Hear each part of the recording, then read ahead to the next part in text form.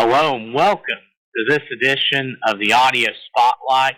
I'm Tyler Rowland and am deeply honored to have my guest on today, somebody that is amongst the best of the best in the field of basketball at the University of Maryland. She has won her Conference Coach of the Year 6 times. She has 3 Final Fours, 1 National Coach of the Year 2 times, and in 2006, a national championship.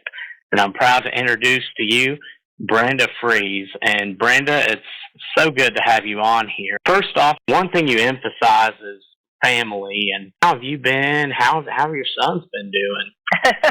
Well, first of all, thanks, Tyler, for having me. And yeah, family by far is the number one priority for me. It's how I was raised, and really, every single day I just value with my own family, our team. It's an extension of our family, and it's hard to believe my 2 boys are almost 17 now and driving, very independent, and it's kind of been just really neat to be able to see them kind of grow up before our very eyes, and can't believe that they are in high school and thriving. They're in basketball season right now, so everything's been great. And this year, you're 5-0 right now, including a win over national power Duke, which is hard fought. And I know that has to feel good, especially compared to this point last year being 2-3. And what are your thoughts right now, and what is your team looking to take to the next level? Yeah, well, I can't say enough about our staff. I have to recognize them first, because we've really worked extremely hard in the off season putting this roster together. And with the new normal at the transfer portal, we were really able to address a lot of needs that we had, and we were really fortunate. We were very grateful to be able to have the ones that we kind of wanted to go after and get. We were able to get, and as you can tell, they've been perfect fits.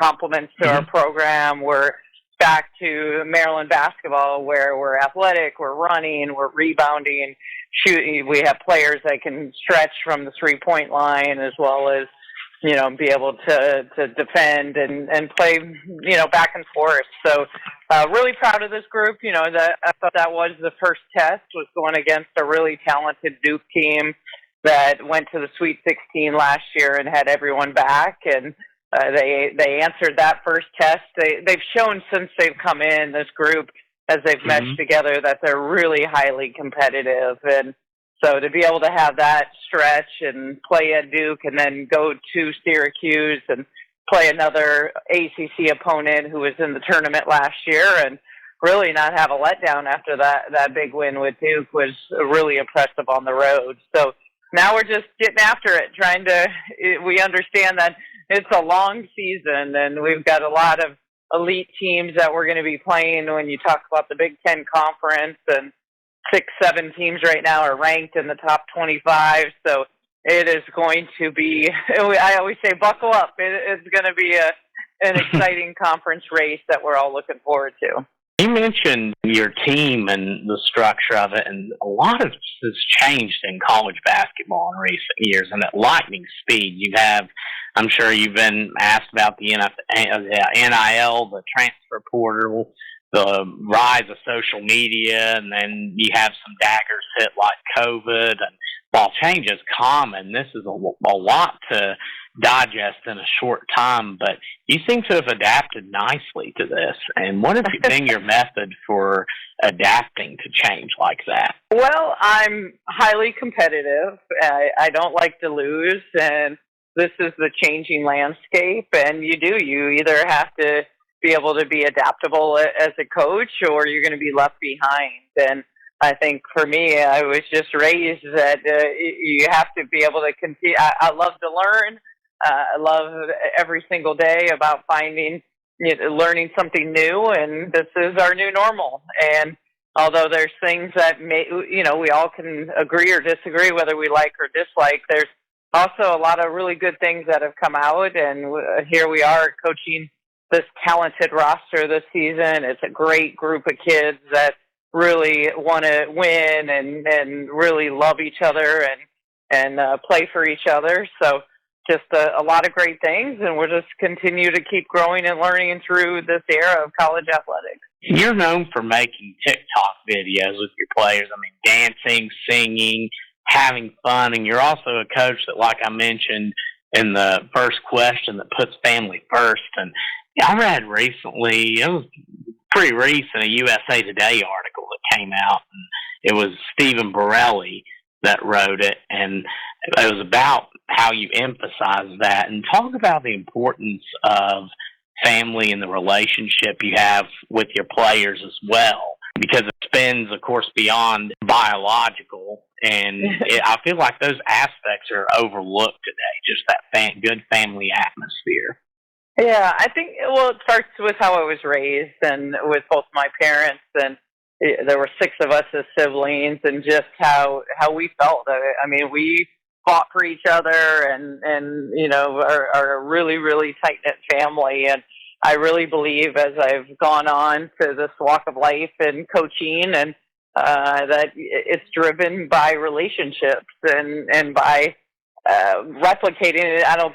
I'm not looking to replace anyone's family, but to be an extension, and that these student athletes that come in here know that they have a safe place. They have an environment where they can trust the locker room, and they know that their teammates and their coaches have their best interest at heart. And we live that. We live that as a staff. Our staff is extremely close, and I'm really fortunate how long all of my assistants have worked with me, and we're able to model that from our dynamic and our relationship with one another to really how we mentor and really look out for our players. And that's whether you're here for 1 year or you're here for 4 years. And even the kids that have come in, and Jakia Brown-Turner came in for 1 season last year, and she comes in now as she's getting ready to prepare for overseas, and she's so grateful to have this family and an environment that she can continue to come back to. And I think that's what warms my heart, is just the fact that our players know that they always have a place called home here at Maryland, and just love having them come back and knowing that they always will have a place here. Given today's environment in sports, with all that you learn from it, and not just from the athletic perspective, but the life skills, the fun you have, the bond you build with your teammates. But it feels like in recent years, at the youth level especially, because that's some of what that article hit on, is sort of because that's something I talk about from time to time in the interviews, talked about it with Richie McKay at Liberty. It's sort of become a golden calf in a way to some. You always have that 1 or 2 parents that took it super seriously, but it's grown tenfold. As a college coach, how do you perceive that, and what do you recommend to parents on the best way to handle sports for their youth? Yeah, you know, it's hard. I was actually sharing with someone today, a former manager whose kids are in youth sports, and she was sharing just how difficult it is when parents place all these expectations and living through their child. And I think the biggest thing you can do, and when your kid's coming up through that, and even here in college, when there's so many expectations, they're seeing so much on social media and people's viewpoints, it's really hard to navigate. And I always share that from a parent's end, your job should be to just cheerlead, support, let them find their passion. It shouldn't be yours. Your job is to just try to find something that they love to do, and then that's the pure joy of it. But when you start layering expectations and layering what your kid's going to be, it can take the fun out of it, and it's hard for kids to navigate. And the same thing in college. It's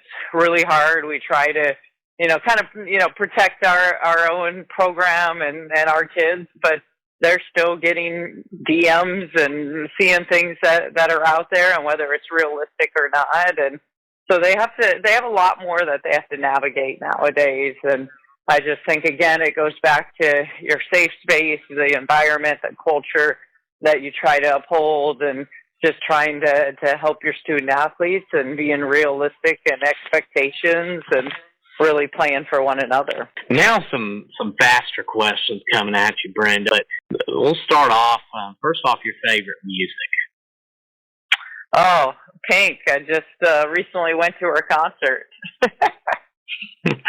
Nice. And favorite 80s game show? My favorite 80s game show? I wouldn't even know what 80s game show. Maybe Wheel of Fortune. Is that the 80s? Yeah, it was out in the 80s. So we'll take it. There we go. Wheel of Fortune. Funny memory that comes to mind so far with this year's team. A funny, I'd say we were really fortunate because this year's team got to go to Croatia. So we made a ton of great memories, and probably my top two there were just the zip lining that we got to see. I got to be with Kendall Walker, who really was, we got up to the top of the hill, and she went through the fastest zip line, and then she's like, I'm glad that's over. And then we shared with her there were like 7 more zip lines to go. She thought she was only having to do one. So that was a pretty fun memory. And then when we went on the catamaran boat ride that entire day, Christina Dulce got up and sang the Whitney Houston song, and just she had a moment that was really fun with everyone.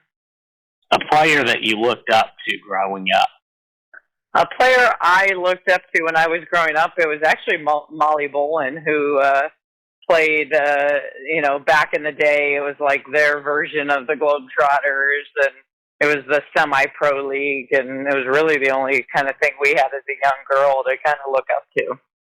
A coach that had a major impact on your career?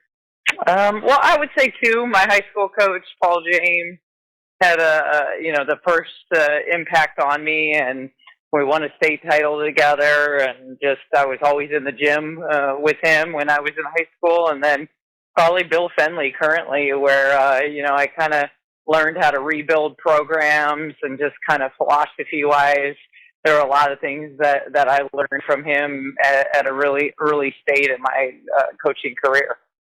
Favorite fun activity that you like to do as a family? As a family, we love to travel, and when we can, my boys and I love to find a good movie.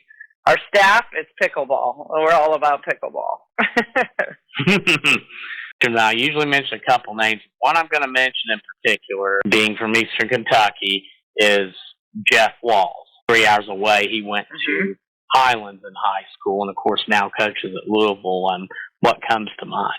Oh, he was a great defensive-minded coach. He loved that side of the floor, and really, that's an area where he really stood out was on the defensive side. And a cool fact about yourself, something that maybe not a lot of people know. I don't know that. People would probably have to Google that I'm from Iowa, and to have 5 other siblings. That is a neat fact. And last question for you, Coach. Are there any shout-outs that you'd like to give? Any shout-outs? Again, I'd say gratitude shout-out to my staff. I think they work really, really hard. You always put the head coach out in front, but it's really the village behind the scenes. And so I would say, just can't say enough about the staff that I have, and just really grateful to be able to coach this team this season. That's awesome. Well, Coach, we appreciate you being on today and wish you the absolute best coming up this season.